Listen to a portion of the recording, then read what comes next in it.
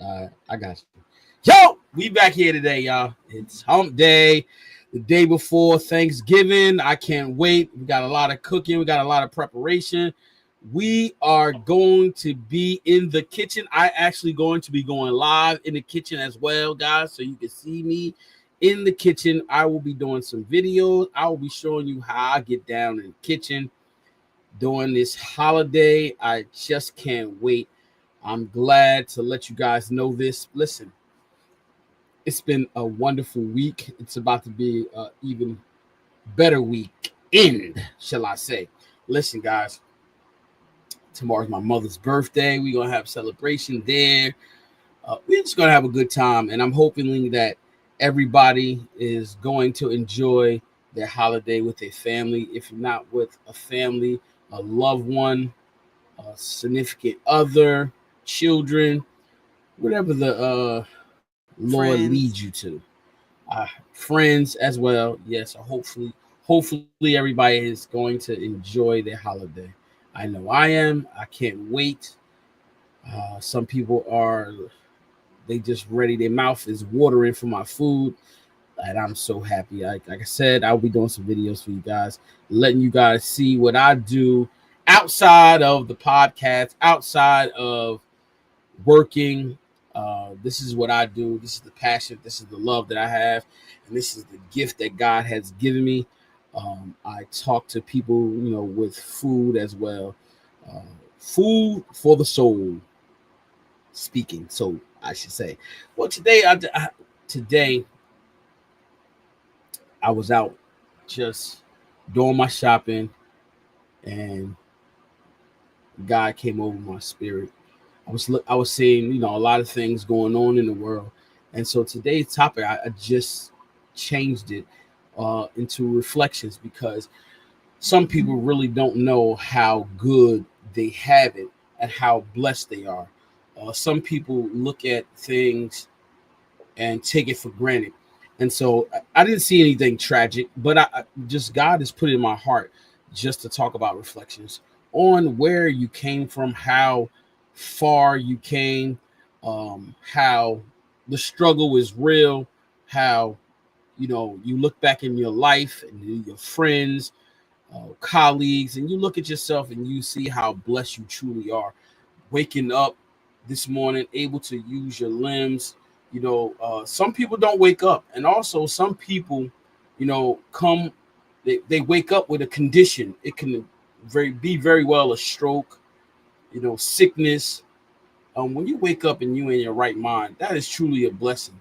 And you be able to just move around. Some people not mobile. Some people get stuck, you know, at home because they can't move around. They don't have reliable people to, take them, transport them to the places they need to. So, it's time for, I think, God was putting in my heart for a time for reflection. And, as I begin to talk and me and Lady T talk, I just want you to take a moment and just think back where you was 10 years ago and how you are living in this marvelous light. Maybe you're not. Maybe you're still struggling.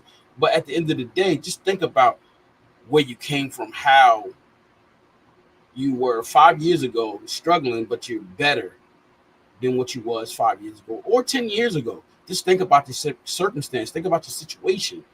Can it be better? Yes, it can be better. Yes, you can grow.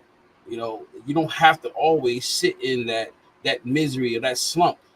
That's why when we come here, we talk about things and we have discussions. We talk just to encourage one another, encourage people, because sometimes we don't know their struggle. We don't know the level of pain they're going through. So, this is the place where we come and we talk, we have fun, and we encourage one another.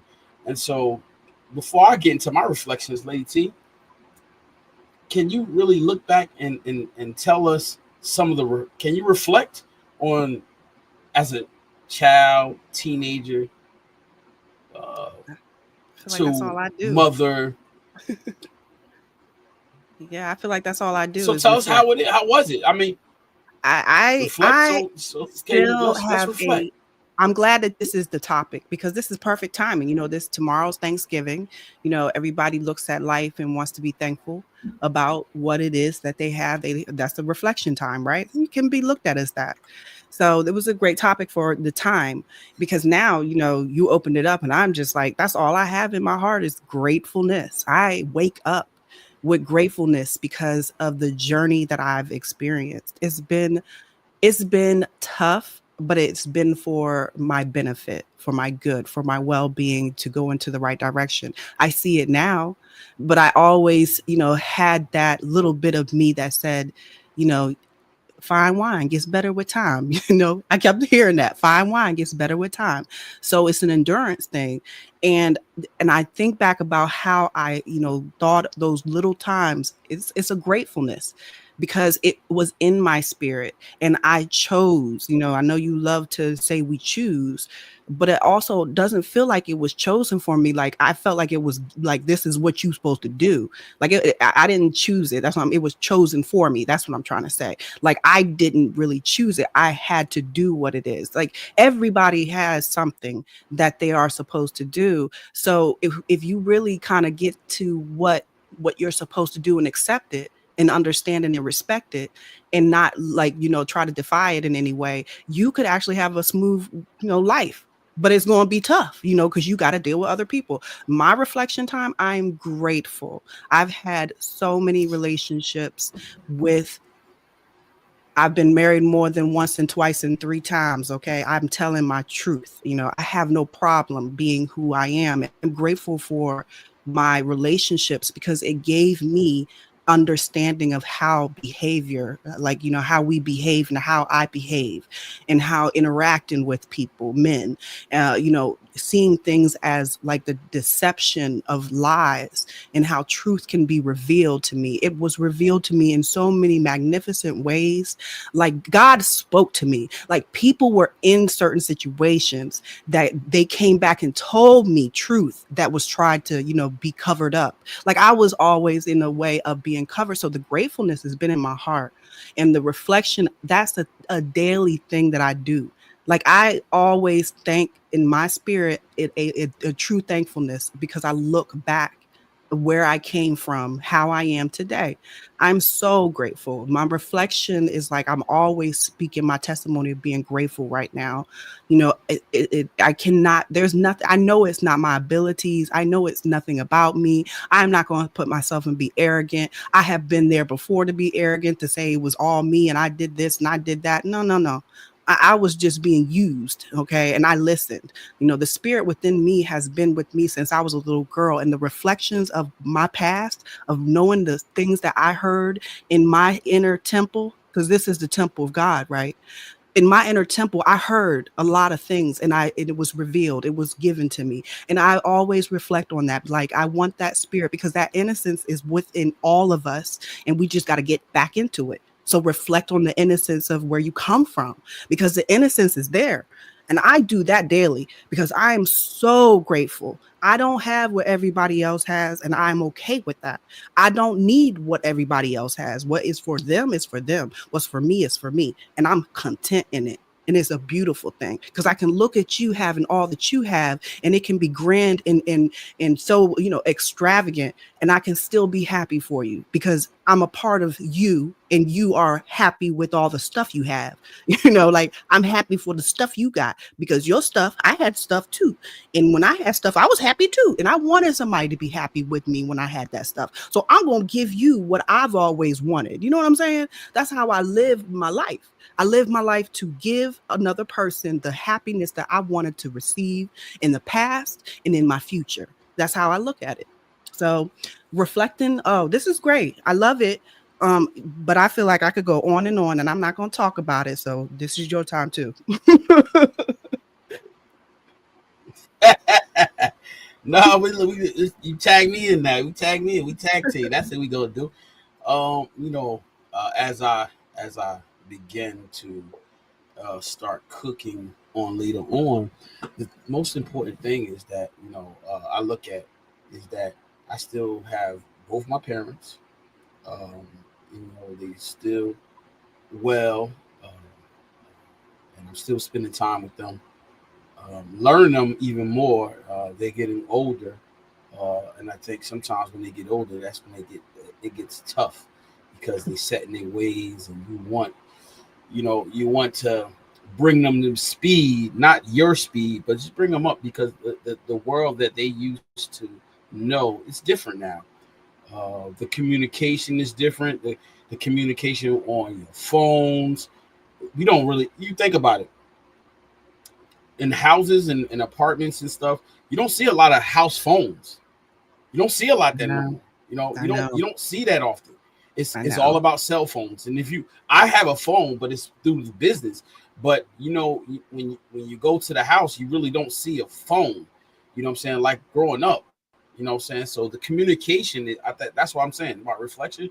Communication is totally different. And I was, I'm all over the place because when I'm dealing with different podcasts, different people and talking to people, I was listening to a conversation, and the conversation was about marriage, and that's why today is just about reflection. Um, so one of the ladies was like, "Why in the black community that marriage is not strong?" And then she said it was 70% of blacks are not married and have successful marriages. 30% in the white communities, they do not have unsuccessful marriages. 30%. And and Say and that I was just 30% listening to again. that statistic. 30% of whites do not have successful marriages. Unsuccessful marriage, 30%, Okay. and 70 for blacks. Okay. Now, when I was listening to that, I was thinking, you got to think about this. Here's the thing. What I always say this: what you are putting in your spirit, what are you being taught? Even if you look at the community, your moms or your father, what is really being taught? If they don't see happiness, how can they grow up to see and say, you know what, that's what I want?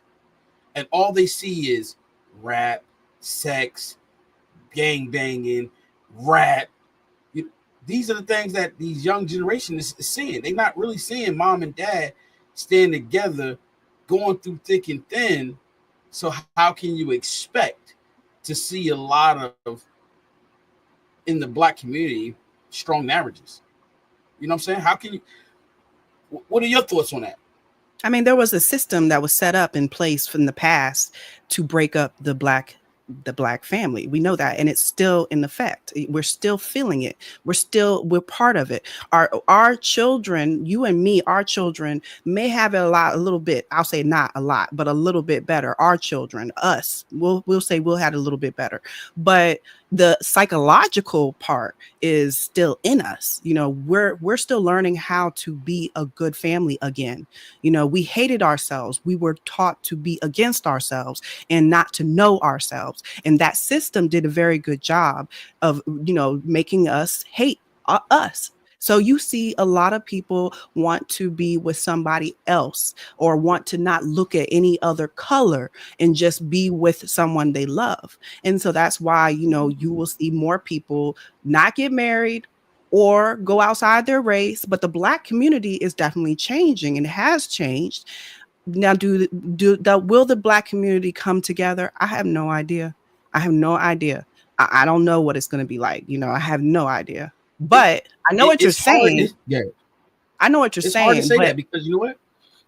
Yeah, yeah. See, go ahead. You go ahead. it's hard. It's hard to say that because I mean it's real. It's difficult because guess what? It's like this.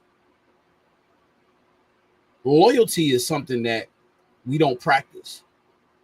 You know what I'm saying? Loyalty, being loyal to one another. We don't practice that.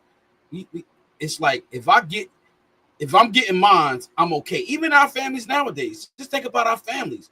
If I got it, I forget about the next family because I got it already. It's I'm funny. cool. I got it.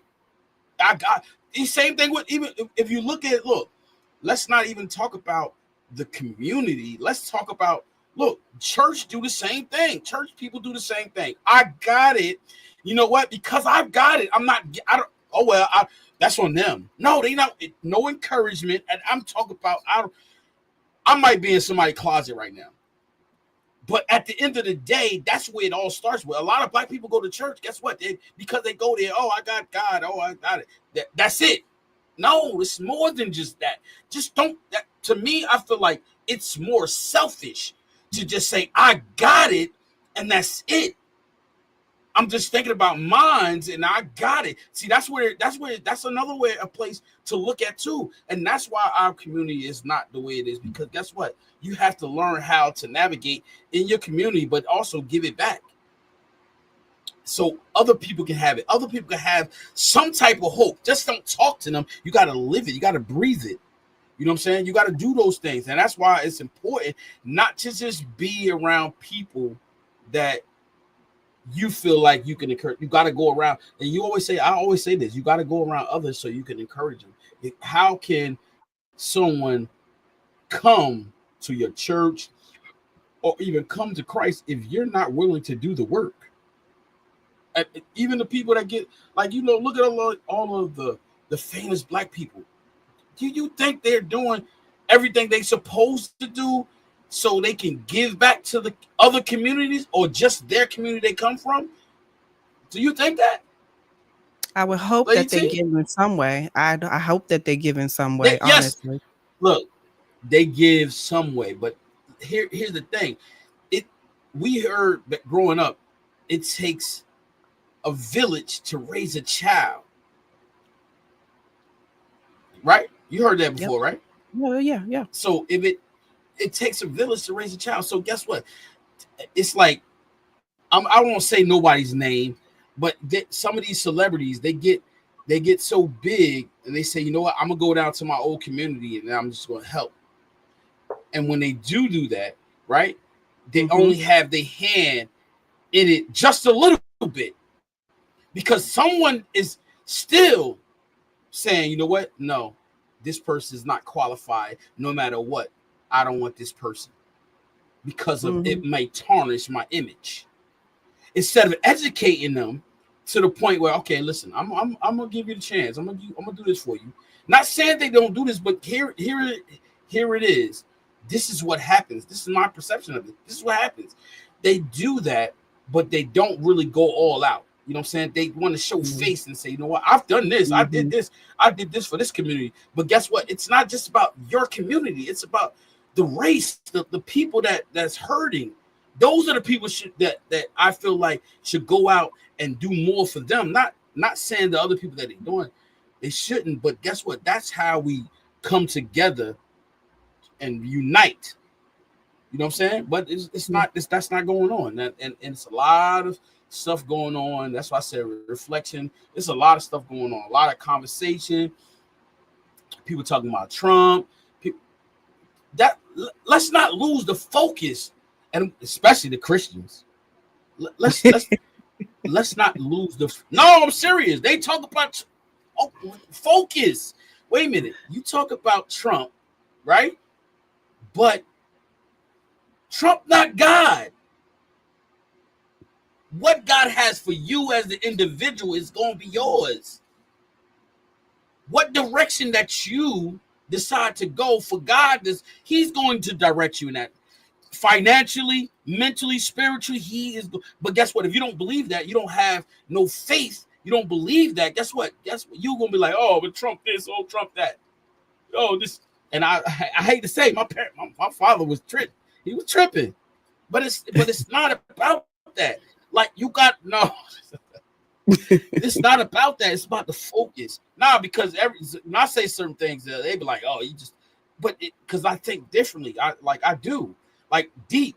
I don't just look at it from the surface. I look from the spiritual aspect of it. Some people don't. They just look at it because it's carnal. They look at it from that. Oh, it's tangible. So now we look at it from that perspective. No, look from it within, deeper than that, because then you can understand that. You know what I'm saying? And we talked about evil yesterday, but guess what? Listen, people act like they don't really know. They know. But what? Who am I?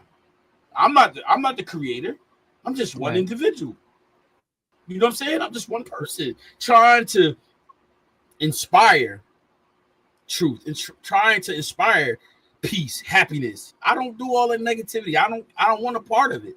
You know what I'm saying? And the people that's in my circle, I don't want them to be a part, because it drains you. It pulls you down. It put a weight on you. A weight that's not supposed to be there. You know what I'm saying? And that's what I'm saying. I'm all over it, because that's my reflection. It's about that. It's like, let's get focused. You know, we only can help the people that want to be helped. You know, they say you could take a horse to the well, to the water, but you can't make them drink. And that's it. It's all about taking them to the water. If they want to drink, they want to be purified, let them. If they don't, okay. So that's the thing. Like, all I want to do is just make, help people come to the realization that, it's more than just going through a struggle. You know what I'm saying? Peace, happiness, joy. It's not easy. It's tough. It's tough. That's why you gotta be mindful of the company that you keep. You know what I'm saying? It's tough. Sometimes I was just telling somebody, your family is family forever, right? But doesn't mean that you have to be around them all the time, because they might not be moving in the same wave you're moving. They might be moving in a different wave. They might be in a different boat. Your journey and their journeys might not be aligned. So guess what? If your journey and their journey is not aligned, guess what? You can't be saying, I want to hang with this person. I get it now. Because there's some people that I wanted them to be in my life, right? No. Whatever they doing, how they moving, how they living, it doesn't line up with what I'm doing. Or I'm not aligned up with them. It's vice versa. And I get it. I understand it. Like, some people are not meant to be in your life. Some people are not meant to, be around your joy, your happiness. They're not ready for that. They want to be like a hermit crab. A hermit. What is a hermit crab? Yeah. A hermit. They want to be a hermit. You know what I'm saying? They mean just be by themselves. I know I got a few family members like that. But hey, what can I say? I respect them. And I say, hey, that's what it is. I don't allow just anybody in my life. Like, that's not happening. I don't want that grit on me. I don't want it on me. You know what I'm saying? And that's why, look, Lady T, even for yourself, that's why certain people are not in your life. I'm talking about just family members. Because guess what? I'm gonna be 100 with you. They not on your level. They're not on your level. Look, I want to get back to something that you it's said. Nothing wrong with it. Okay, look, when you were talking about the Black community, you struck a nerve with me, because I do pay attention to us and how we are. But what came to my mind was and I had to find it, the Oklahoma massacre. It wasn't like they call it a massacre, kind of, because I won't say it was a massacre. It was a looting. Let me see if I can find it. But in Oklahoma in the 1900s, like 1910s, there was a Black Wall Street. Did you know about that? Did you know about that? Are you listening? I'm sorry. I wanted to. No, say that again. No, say that again. Say that again. Did you know that there was a Black Wall Street? Did you hear that? Yes. Did you know that there was a Black Wall Street in the early 1900s? Okay. And that was in Oklahoma. And you're delayed again. So just listen to me, okay? But in Oklahoma, Tulsa, Oklahoma, in the 10s or 1906, they originally settled as a Wall Street, a Black Wall Street, where it was Black-owned businesses, entrepreneurs. They had their own city. Did you ever do any research on that? But the whole thing is that they were looted and destroyed. It was like 40 acres. It was a lot of businesses destroyed. I don't know the full details, but it was a lot of businesses destroyed, and there wasn't really, ability to regrow because the system was basically trying to keep them down and not have the, upbringing that they had of, the wealth that they, created. So if you do some research, I'm going to find it. It's Tulsa, Oklahoma, Black Wall Street, and it was to the Greenwood District in Oklahoma, in Tulsa, Oklahoma. So if you read a little bit more about that, the system has, and that was the only time that Black people really had great wealth all together as a community in this country. And we do it every now and then. You'll see people have their own businesses and everything, but the Tulsa, Oklahoma, Black Wall Street, if you look into that, you'll see how great Black people were and how they helped and supported one another. The village that you were talking about, that was real here. And we could get it back. We could do that, but I don't know if it's going to happen. But I say that was possible. We did that in the past. So maybe it could come back for us. But I just had to make that point, because I'm trying to do better, to give my little bit of knowledge about what I know and when we have these conversations. So I was okay. yeah, so Amelia said, how can you be an respond to this if you don't want them around you? now. No, so I want to respond to that question. So it's like this: if I have a movement, right, and it's inspiring, the person that wants to be around me will come. It's not that I don't, or you as the individual don't want them around. If you're inspiring somebody, you're encouraging people, right? They want to be encouraged. So they're going to be listening. They're going to come. You know what I'm saying? You don't go to them and say, well, I don't want you around. No, I'm encouraging you. I'm inspiring you. So I'm inspiring you. Guess what? When I go to a meeting, right, and I have a sit down with people, right? They have opportunity to talk with me. They have opportunity to listen to me. They say, "Oh, I like Dennis. I like Chef Dennis," right? So now we conversate. We get to know one another. Now they may do something. Let's just say they do something racist. I'll be like, look, I don't want to be with that person. I don't want to deal with that person, right? But I'm still going to be encouraging. Do I cut them off? You said you don't want to deal with this person. Of course I cut them off. I'm not. Yeah, I'm on the deal with the person. Okay. Now look. I don't want to deal with them, right? So let me go to. She said they may need to be around you to become the type of person you would want around them. So that's the thing. That's the thing. So when they see me, I will rub off on them to encourage them to be more, not like me, better of themselves. You know what I'm saying? Yeah. Just like here. So she said, She said, I disagree, but I respect that, right? Well, okay. Here's the thing. So I'm going to use myself as an example, right? My kids, right?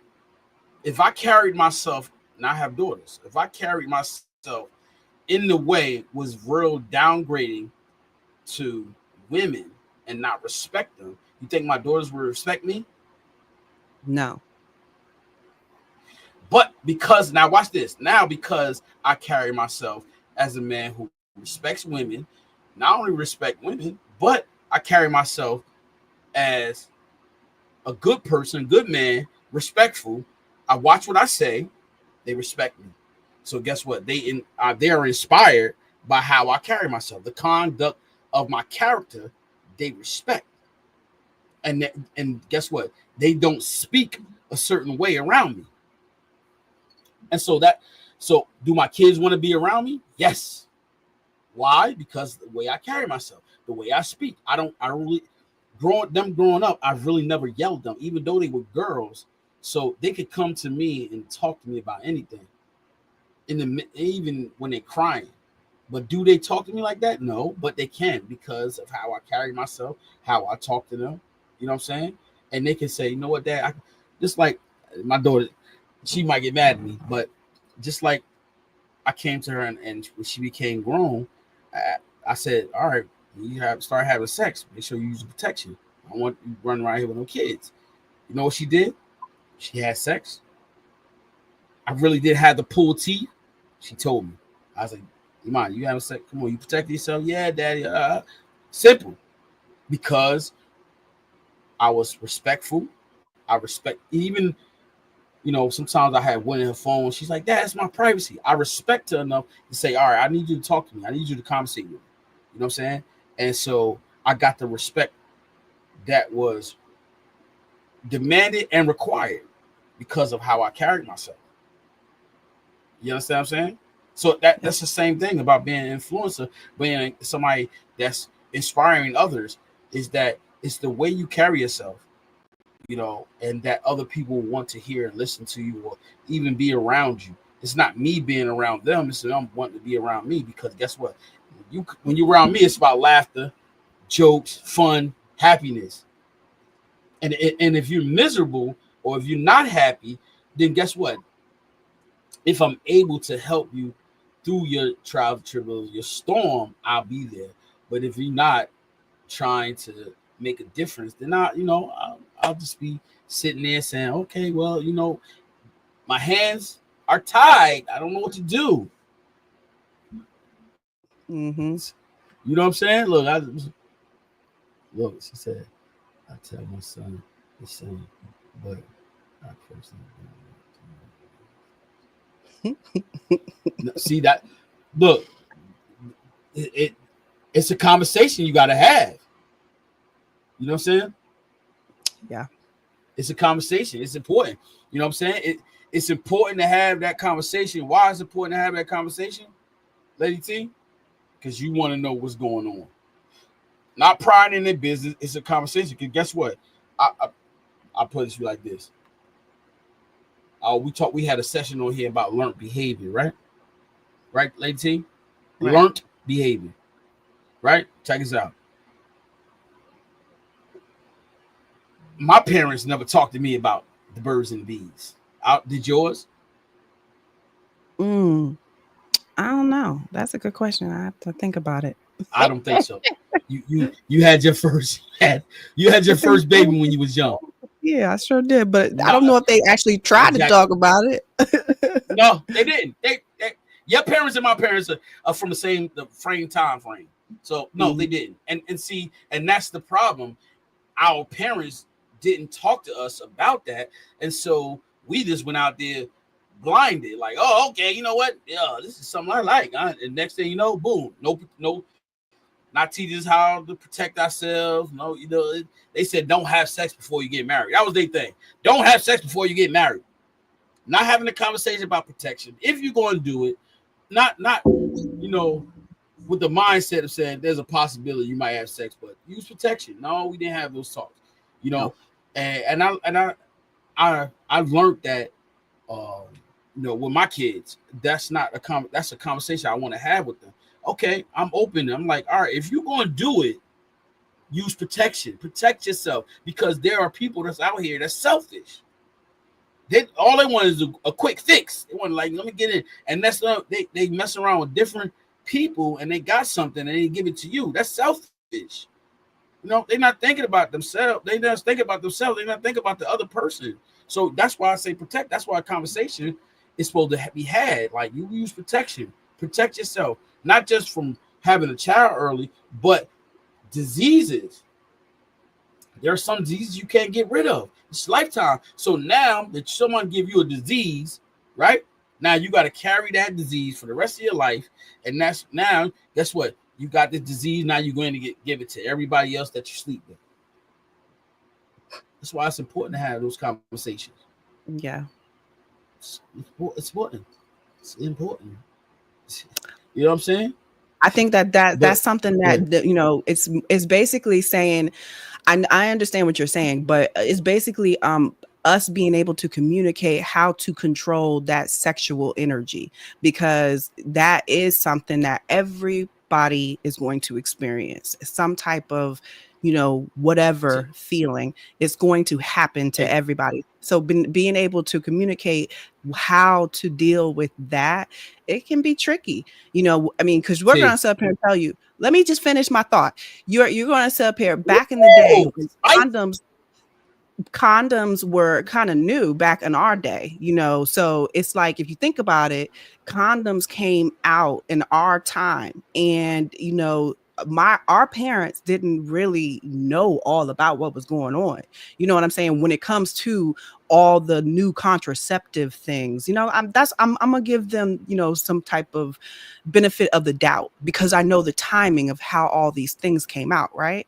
But the point is that how do you take that part of what contraceptions can do for us, take that part out of the equation, and actually have a conversation with your child about your sexual energy? That is the thing that we as people need to learn how to do better, and we need to understand it. Okay, truly understand it. There was somebody that said a long time ago on this show, and it was in the comments, and I did not touch it, but I love the fact that they brought it out. They said something about the Kundalini, and the Kundalini part, and I'm going to put all my knowledge out there. I don't care what y'all think about me.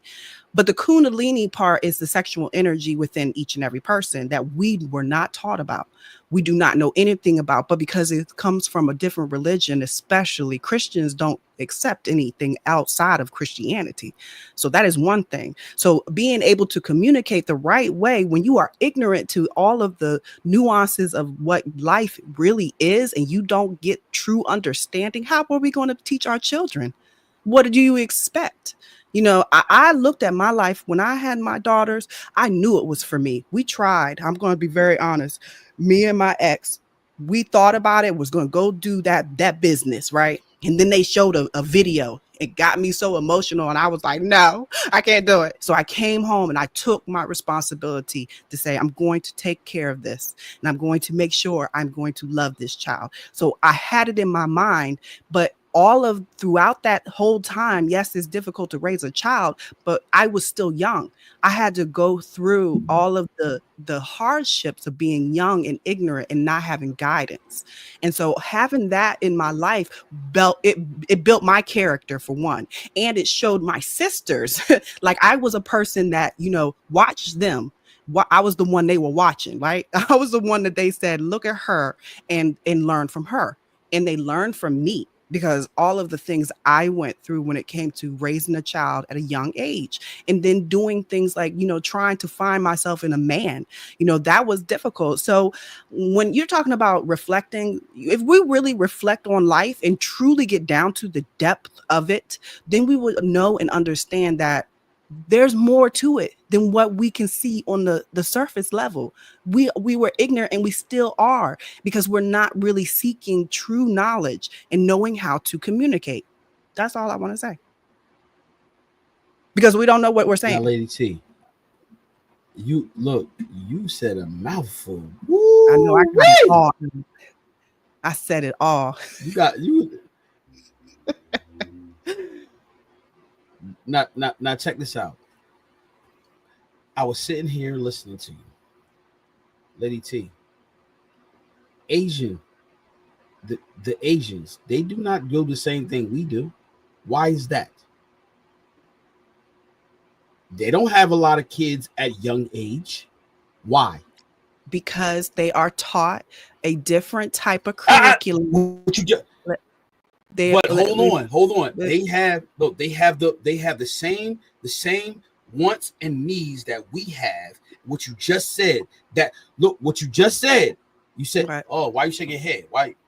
What are you about to say? I want you to finish. What did I just say? I said you didn't let me finish. They were taught a different type of curriculum, and I was going to say more to it, but they were taught differently than us. In different countries, they're not taught the same as we're taught. They learn at a different, when it comes to learning a lot more, when it comes to, respect and honor, they learn that at a young age. They learn how to communicate to older people, to all people. Like the Asians, they always bow. I love Asians when they bow to each other. Like there's a respect, and they learn that at a young age. They don't do that. We don't do that.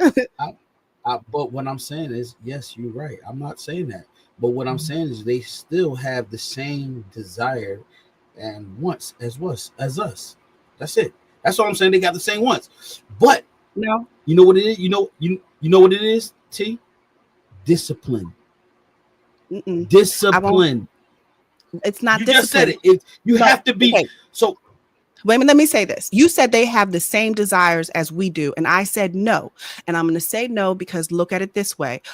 Our music, let's say our music. I'm going to say our because Black people in the United States, we did the rap, we did the R&B. Okay. We put it on the map. Okay. I'm just going to put that out there. Us, this country. Okay. So anyway, the point is that when it came out, it was very sexualized. Okay.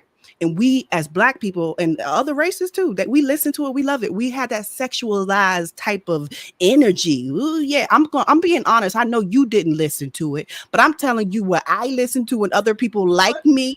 Okay, because I know they're out there. But the point is, it was very sexualized. So in our country, we had celebrities that were paving the way, and people were watching them and looking at them and seeing what they were doing and how they were looking all flossy and everything. And so we were taught that mostly. We looked at other people mostly. We saw what they had and what they sang and what they wrote and what they all that stuff. We loved it. In other countries, no, it's not the same. That's all I'm saying. Because it wasn't the conversation wasn't there. The conversation, the conversation of different music wasn't there.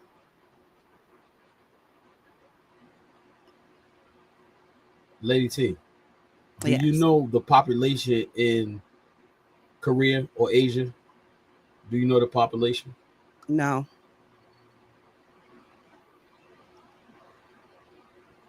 No. Go ahead. I'm listening to you. You know United States, huh? I'm listening. Go ahead. Is great is greater there than here. Of course. You know that, right? Yes. Now, but mind you, you just said that they don't have the same desires, but the population there is greater than here.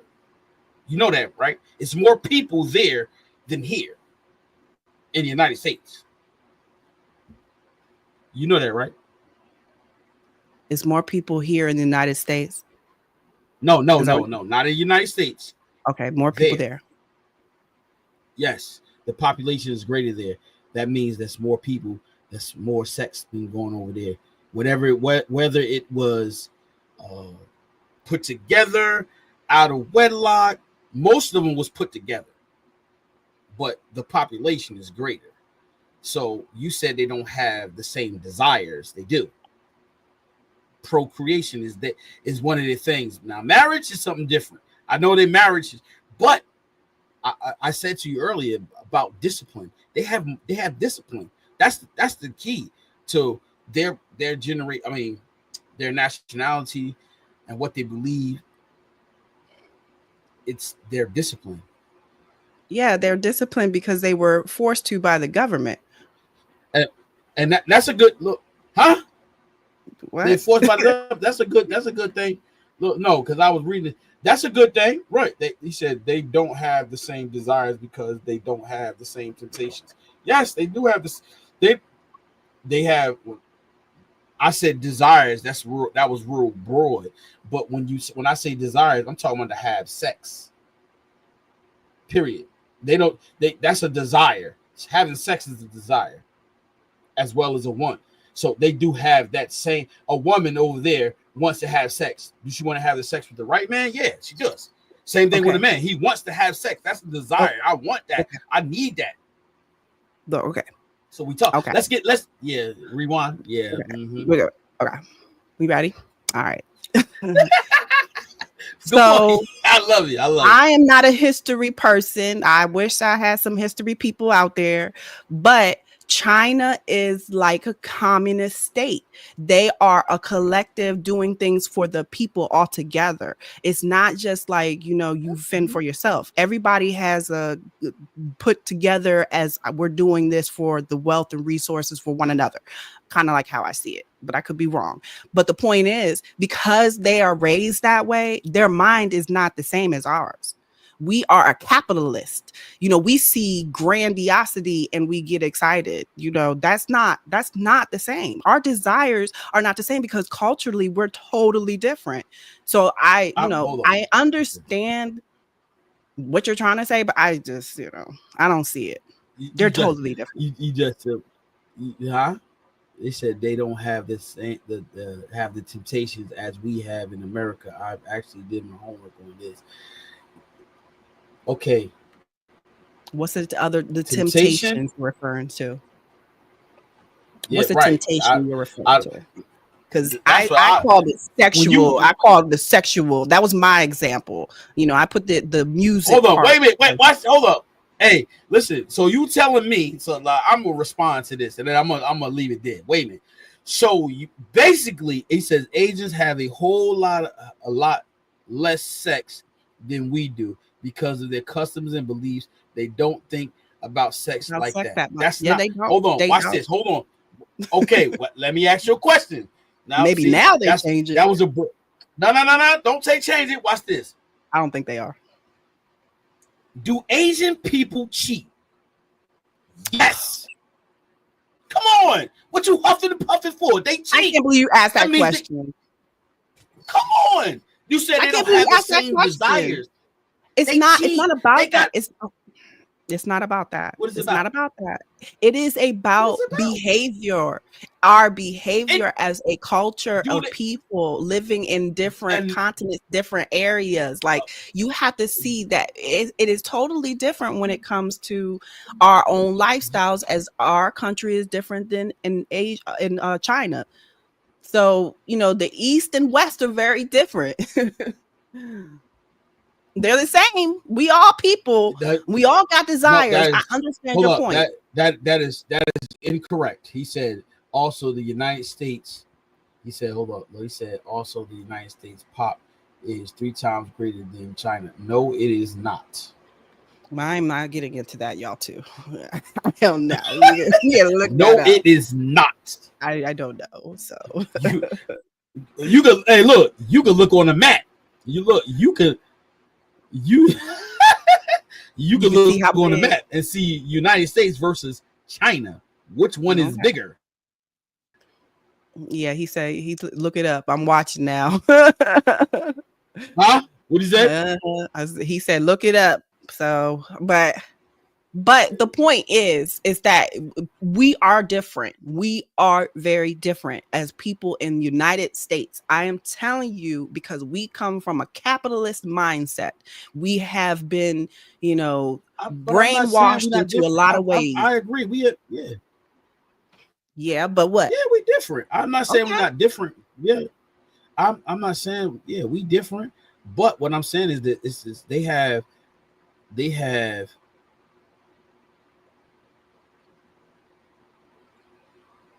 He said 1.4 billion in China, 334 billion in US. No, so it does sound like it's more. That's what that's what it's his numbers. He's basically saying. I guess that's what he's saying. But he's saying China. I mean, we have more people. That's what he's saying. Extremely a lot more. Is that what he's saying? Okay, that's what he's saying. We're your sources. Yeah, we ain't gonna get it. Yeah, we're gonna find out. Yeah. We're gonna find out. We're Mr. not Black, be that precise. Mr. if we had the setup, maybe we could. All I'm saying is that listen, it's you're right. Their country, they have different laws, different things. I said because some of the marriages are arranged. Yeah, that's how it is over here. You know what I'm saying? There are arranged marriages based on wealth, based on what ones have, the economic, all that. If you marry me, we're gonna have this amount of money together. You know what I'm saying? Things like that. So that's like it over there. That's a mindset over there. But then when they come over here, it's a home of the free, home of the brave, right? That's why they have this different mentality, different mindset. So if they're gonna come over here with this different mindset, they're gonna have, I'm free now. I can do what I want to do. I can have sex with who I want to have sex with. Not. Well, I gotta have sex with Ching Kong. I don't even know why you do it. I don't know why you do it. Oh, nah, that was a joke. Nah, but that's the thing. You know what I mean? But at the end of the day, guess what? They're forced to not have sex who they want to. They gotta have sex with the person. But at the end of the day, it's in them. That's the desire that we all share. Okay, but let's say this. Let's say this. Do you agree that it is a more increased in us United States people than in the China people? Do you think the Eastern continent, those people have a less amount of desire than us? Would you say that? Or would you say yes? T. Okay. I said no, because we are free here. We can do what we want. Over there, they have limitations. See? But our influences too. Our own influences. Look at how women dress. Think about that. Look how. I mean, don't get me wrong. I've dressed the way women dress over here. That's right. We're very provocative, right? So yeah. Okay. I just wanted to make sure we were on the same page with that. Free. Free. Look, land of the free. You dress the way you want to dress. Period. True. And nobody can say nothing about it. That's what you want. If you're a man, you want to dress like a woman, what? Come on. Dress like a woman. If you're a lady, you want to dress like a man, dress like a man. So free. It's the land of the free. So they can do what they want to do. That's what it all boils down to. So the perception over here is totally different. Because guess what? When you look, like I said, we talking about reflections. You just look about what's going on in the world, what's going on in life. And here's the thing. Watch this. You got people from other countries. You got Jamaicans, you got Haitians, you got Africans. You know what they say? I'm not black. I'm Jamaican. I'm Haitian. I'm Dominican. Why? Yeah. They want to represent where they come from. Of course. Nah, but guess what? They look like me and you. See that's the mindset. They say, "Oh, I don't want to be affiliated with the Black American." Is that they represent where they come from? They just represent where they come from. I mean, look at it like this. Excuse me. You ever heard? Have you ever had? Yeah, I agree. That is, you can go to those places easily. But yeah, I'm sorry. Go ahead. What? I was looking at the comment. What prostitution is the norm for them over there? Yeah. But finish your thought, please. I wanted to hear. I said it. What you mean? Never mind. I said my piece. What do you want? Okay. You want to chop me? Okay, what? Nothing. So they have wholesome and Gonzo. Yeah, you been to China, Mr. Black? I don't think so. Mr. Black, you been to China? Hello? You been there? Can you hear me, T? Yes. I thought you was waiting for him to respond. Are you asking me? Oh, yeah. No, I haven't been there. Not yet. Well, I might go to Japan one day.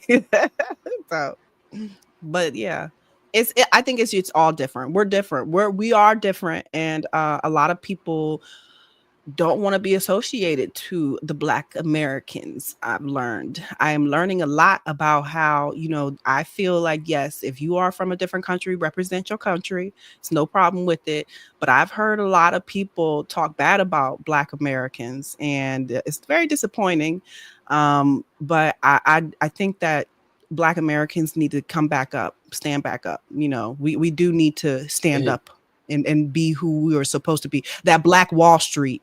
That's why I brought that up. Get back to the Black Wall Street, you know, mindset and start creating wealth again as a community and have, you know, communities everywhere in the United States as Black owned businesses. We need to represent. It's our time again. And we could take that power back again. We have it. We can do it. And it can be done the right way.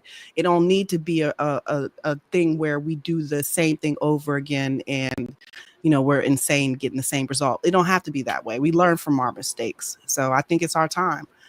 Now, there's going to be great leaders that will start stepping up, you know, and I'm excited about that. Nope, I'm not putting myself to say that's me. I'm saying there's going to be, and then we will start seeing a lot of great things happen. And I just hope that, you know, we are actually going to listen and take heed and do what we're supposed to do and not be afraid, be courageous, be strong in the Lord. You know, I feel like we need another interpretation of what truth is and what the Bible is. But that revelation is going to come out too. Like I said, 2025, you know, get ready, y'all. Y'all going to see some things. You know, I'm so glad Mama Kibwe, am I saying it right? Kibwe? Yes. She said yesterday about, you know, where we're at astrologically. Astrologically, a lot of things are shifting in the upward that people are not familiar with. You have no problem going and looking for the weather to see if it's going to rain or if a storm is coming your way to get out your house because a flooding might come or a hurricane might come. But you don't want to pay attention to the real truths of what's going on regularly. And that's our ignorance because we're told not to. But I'm not going to go into that because I was ready for it. You changed it up on me. Nah, I just, like I said, I was just being obedient to my spirit. You know, I know, I get but, Lady T, look, where were you at during COVID? Okay, so COVID was a beautiful thing. It was really a beautiful thing because in my spirit, I like maybe let's say within the year, let's say 2019, I was really going through a lot of, you know, aha, God was talking to me type things. And I had a comment that was in my mind to say, how can I help my family if I'm not able to be there with them? And then bam, COVID happened. And my mom got really sick. And my mom getting sick made me go in action to go and help. So we all were home, COVID, you know, and when being home, I did not stay home. I stayed home, but I was also going to my parents and helping my mom and dad because, you know, they have ailments. And I was doing things in the house, doing things. My service was to my parents. It still is to this day. So my everyday routine, about 4 or 5 times a week, Monday through Thursday, Monday through Friday, sometimes even taking them to the doctors. That was my life. So for the past, we're about to go on 5 years. So 5 years for this whole time, my life has been about serving my parents and giving. And I give them from my heart in a way where I want to be a good steward, you know, to be loving. And so I try my best, but you know, it's your parents, you know, you're looking at yourself. That's what I see when I see my parents. I'm looking at myself. So I love them. They know I love them. I'm so grateful for my parents. I have my parents to talk to. They're like my therapists, you know, they get it all. They, you know, they shake their head. They laugh at me, you know, I'm weird, whatever. But, you know, but that has been my life. I have been serving my parents and, you know, taking care of them, feeding, cooking, cleaning. I have, you know, tried to, you know, do that for my own house, you know, to keep up with my own life. You know, life has been about other people, basically. I did not have days where I stayed home and did nothing. I was out on the streets, you know, driving, and it was great when nobody was on the road, but those days are over. So, but what made you ask that question now that I went all into that? That's something reflecting. That's truly that in the last 4 years, that's something to reflect on. And that's the only thing that was tragic in your life at that particular time. What do you mean when you say that? Anything else occurred? Because Oh COVID yeah. happened in Oh, we 2020 yeah, we've yes, until and 2000 matter of fact 2019, the end of 2019 in 20, the beginning of 20 to about 22. right. 22. And So and a, that's the only thing that was going on in your life. my grandmother died. She died. I don't remember the exact date, but I want to say it was I was 2021. there. I know. I know. Yeah, I know. And that was Yeah. big. That was big. Mhm. So that, when you're talking about now deaths, oh yeah, deaths is for real. It's been a lot. COVID has taken away people that we never thought would actually leave us, you know what I mean? But we know it was supposed to happen someday. But yeah, my grandmother passing was, and even the whole event of the time of her passing, I was going through my cycle of figuring out what I wanted to do. Like I was getting my voice, actually. Yeah, definitely. I remember it very clearly. I was getting my voice back again because my voice was quiet. I told you I was very quiet for a while because I felt like, my conversations were not being understood. So sometimes it's better to shut up, right? And just don't say nothing and have your quiet time. So when I don't hear from people every now and then, I respect it. And I say, it's your quiet time. And I'm going to let you have your quiet time. When you're ready, I'm going to embrace you with love. That's my attitude, right? So my quiet time was, over. When my grandmother passed, I still had a quiet time where I kept to myself. I needed that because it was my time to heal. I do not go out when I am needing a healing. When I need a healing, I will go up to the mountain for 40 days, and I will reflect within myself. Yes, I will reflect within myself and talk to the enemy with power and authority. That's because you cannot take other people when you're going through that. You need to be by yourself. So I did that, and it was healing for me, but I still, it took time. But yeah, now that you say that about my grandmother's passing, yeah, reflecting on that was big, and I'm grateful for it. I always think about my grandmother and our conversations. I have her pictures up in my house and I see her smile. I still miss her. I will always miss her, but she's with me. I feel that she's with me because when I think of her, I know I'm like triggering or igniting a part of her that is in me. Our people, that our family, our parents, our grandparents, they are us. And so I honor them. I try to honor all of my mother's family. I try to honor their life.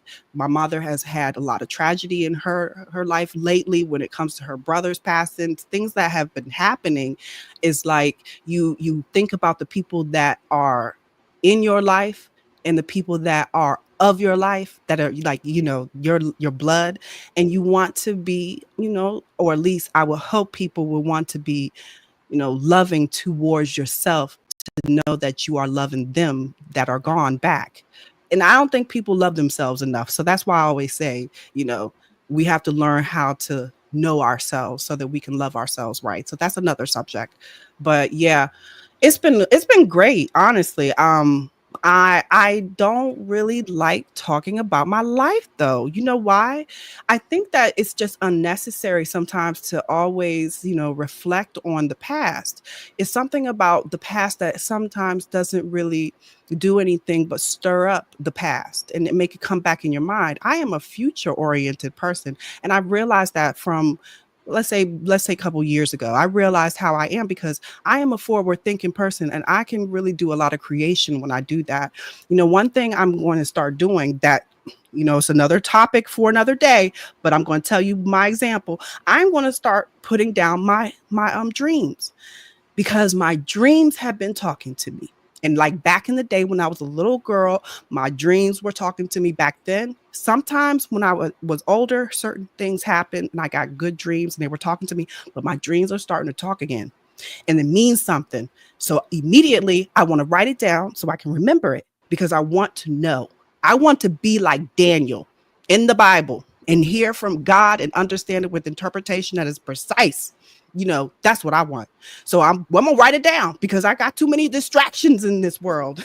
And so it's gonna take my memory of that dream. But I'm trying to get back to the God essence. You know what I'm saying? So yeah, this is my reflection time. You wanted me to talk, so you're gonna get it out because I'm spewing, it's coming out, all of it.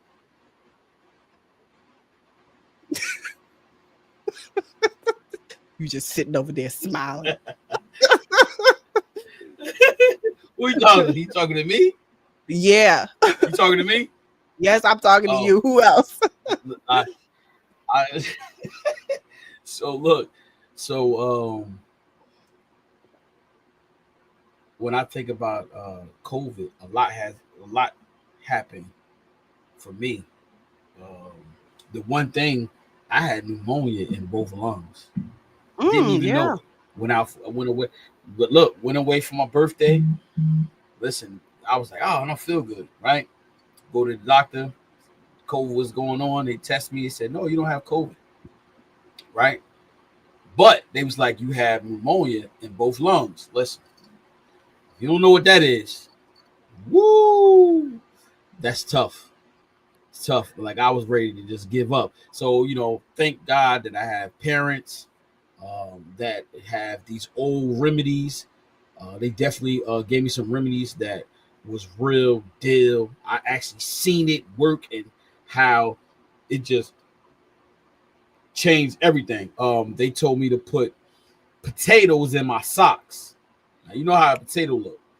Cut them, put them in your sock. Let me tell y'all something. I put the potatoes in my sock. I, put all the, Vicks and all the stuff. At that time, I ain't had no medication because they couldn't prescribe nothing for me at that particular time. So, listen, the next day when I took those potatoes out, they were black.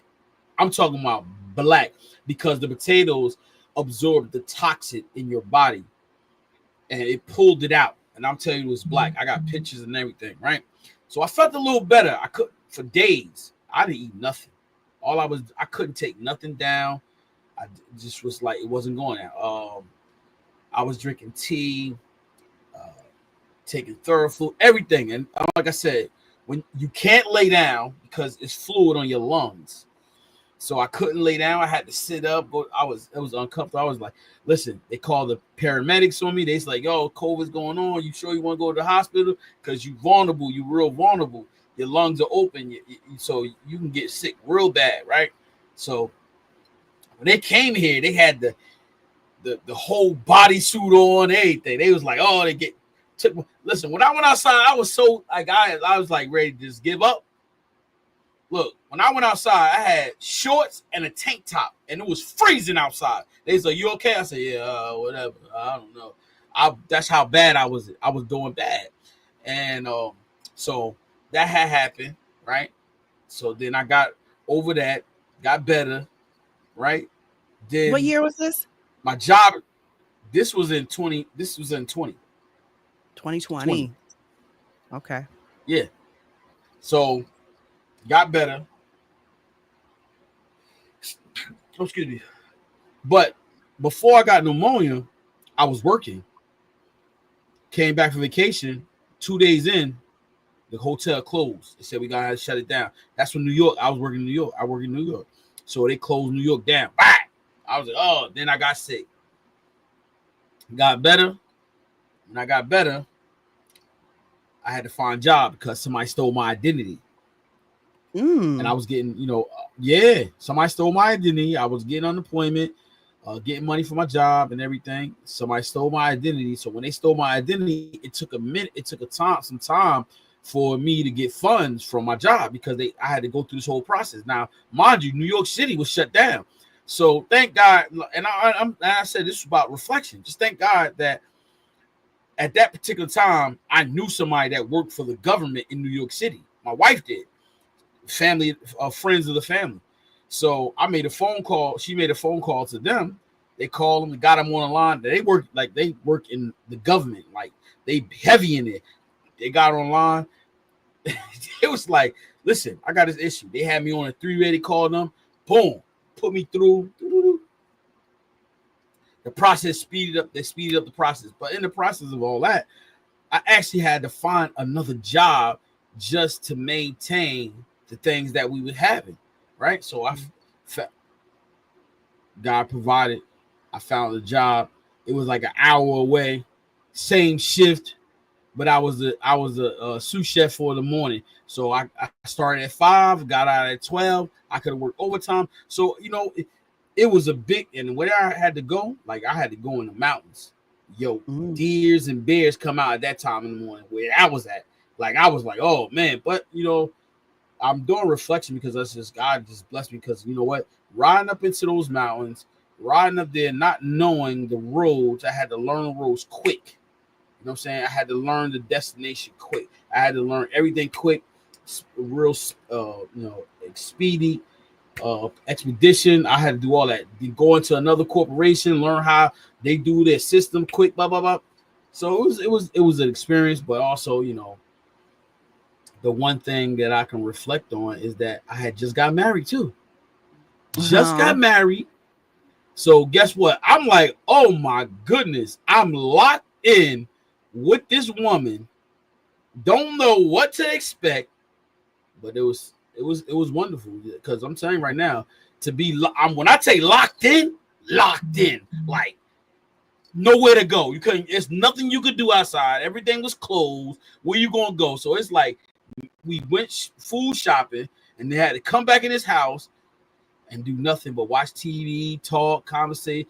That's what it was all about. But and that was an experience. That truly was an experience because you never know. Like just imagine, just take a moment and imagine just getting married. You really didn't get to know the individual, and now I'm talking about like, look, face to face.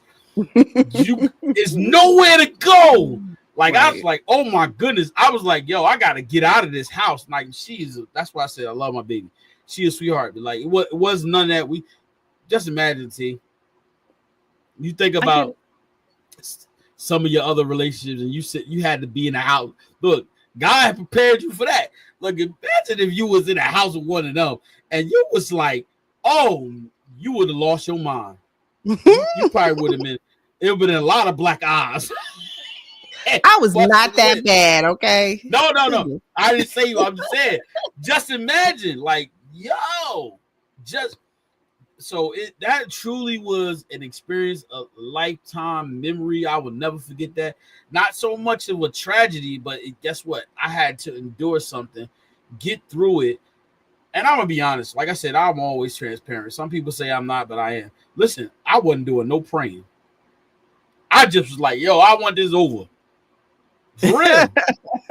I swear, I was like, I want this over. No praying, you know what I'm saying? And my wife is praying for me, but I was like, yeah, I'm ready to get this up because like I said, the pain. And here's another thing too. In the midst of me sick, listen, I can relate to when you say your parents.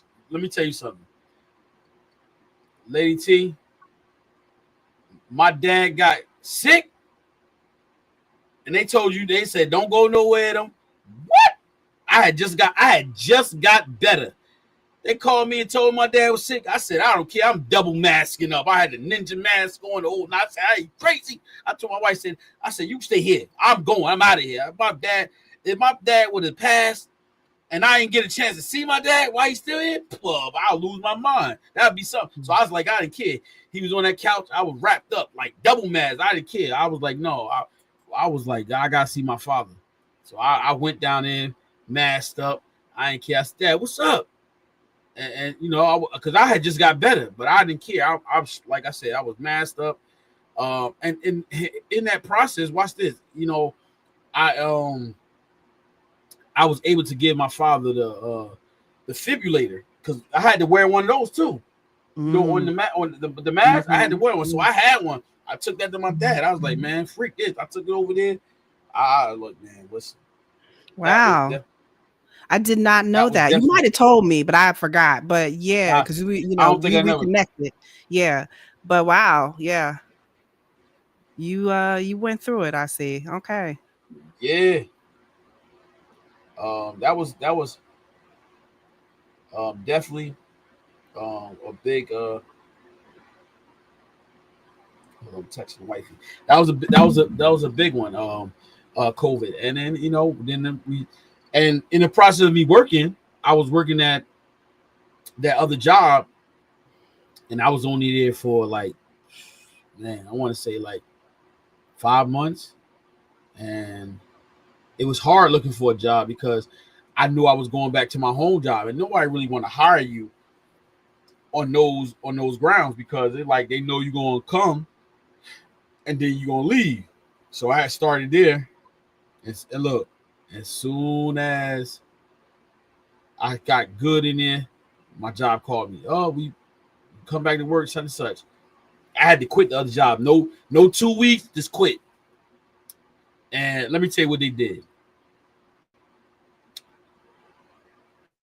They didn't even pay me like they were supposed to pay me.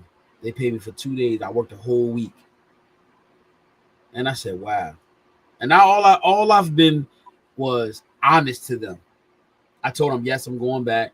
Don't know when. I can't give you no date because of the circumstance, or because of the situation. Nah, they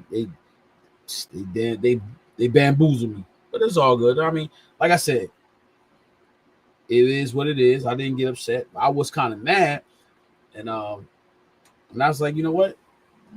They'll get theirs. They know they wasn't honest. It was dishonest, and it happened. I'll never see it. Only they got to answer to God, not me. You know what I'm saying? So that was my journey during COVID, and it was a big one. So that's why I said, how were you at COVID? So, you know what I mean? Yeah, and it's so And funny. I was gonna can't say, forget one thing. okay. I got one more thing. So I definitely got to say the biggest thing that was, detrimental, because, when you love somebody, you love your family, and you love um, your parents and everything. There was death in my family as well. My father's wife, which was my, stepmom. And that was a big part of COVID too. She didn't die from COVID. You know what I'm saying? She passed of some complications of some of the surgeries, but that was during the COVID time, and that was big. And why it was big? Because guess what? It put a whole different dynamic on my father and my sister and my brother, because they shared the same mother, and that changed a lot. You know what I'm saying? It really did change a lot. It changed the family. It was tough, but I truly could say that I'm proud of my dad, his recovery. I'm proud of my sister and her recovery, and she's still dealing with that. And like I said, to lose a parent and just to have one, it's tough. Yeah. It's tough. And so when we look back at reflection, that's where we started out talking about reflections. You got to think about and just think every moment that you have, every uh, memory that you can capture, you should do that with your loved ones, and try to just be around them or love them. And that's if it's possible. If it's possible, you got to do that. And that's why, I'm just so proud of them, because, when my father lost his mom, that was tough. That was one of the toughest things he had to endure, along with his brother, his only brother. His brother passed. He was just, oh man, he was messed up. Then his mom passed. It was like downhill right there. You know what I'm saying? The two people that meant a lot to him. And then, like I said, I'm just proud to see his growth, to see, how he endured, how he um, kept it together this time, and not broke. I'm really proud to even still see him thriving the way he is. It's not always good days, but I'm proud to know that my dad has came a long way. And I think that for me, that's where I get my strength from, is my mom, my father, because my mom's always there for me. She's always been there for me. And my grandmothers. I have two grandmothers. They always there for me. So I think that's where I get my strength from them. My dad is the callous of my strength. And I really, thankful and grateful that I have a living father, an earthly father, but a heavenly father as well. So, I just reflect on those things because I don't look at them as tragedies. I look at them as triumphs. And I look at them as, things I've endured to make me stronger, to make me the person I am today. Able to, go through the storm, and have an anchor when I need to drop that anchor. And that anchor for me would be Jesus Christ. And that's what keep me rooted, grounded, and motivated to learn more, being able to uh, navigate in this world. So that's a mouthful right there for me. Go ahead, Lady T. I mean, yeah. Yeah, you were touching on how you have a parent and you lose a parent, and I thought about 2022. I put him now. His title is my male best friend. He has a title of male best friend. So my male best friend, he lost his dad in 2022, and it was very heartfelt for me because I had just been around him. We went on our boat ride, all the things that we were looking forward to in the future of doing together. And he didn't die of COVID; he died of cancer, prostate, I think, and it was in the really aggressive stage, and nobody was expecting it. It was all of a sudden, and it really hit hard. It hit me hard because I enjoyed my time with him. We had great conversations. I was just really feeling like I was getting started, you know what I mean? And when he passed, my best friend was really going through it, but couldn't really get it together to know that his best friend, because they were really tight, they talked all the time, and he's no longer going to be there. That really touched my spirit. And I when you were talking about losing a parent and losing someone, I forgot that part, because I remember when he passed, I cried. It was bad. Like, it was really bad because it wasn't expected, and being so young. So, especially when you're young, like, we look at 60s as young, right? We look at 50s as young. We don't look at it as old no more. We look at those as young. So we expect them to be 85, 95, right? But yeah, it was difficult. Mm-hmm. Well. We are out of time, and guess what? It is getting ready to prep up for this food, guys. Yes, I'm excited. Woo! So, You guys, gonna do it up. you know it. Listen, Mm-hmm. guys, we love you. Enjoy your holiday. We will see you next week, Tuesday, 6:30 in the kitchen. Guys, enjoy your holiday. Yeah. Peace.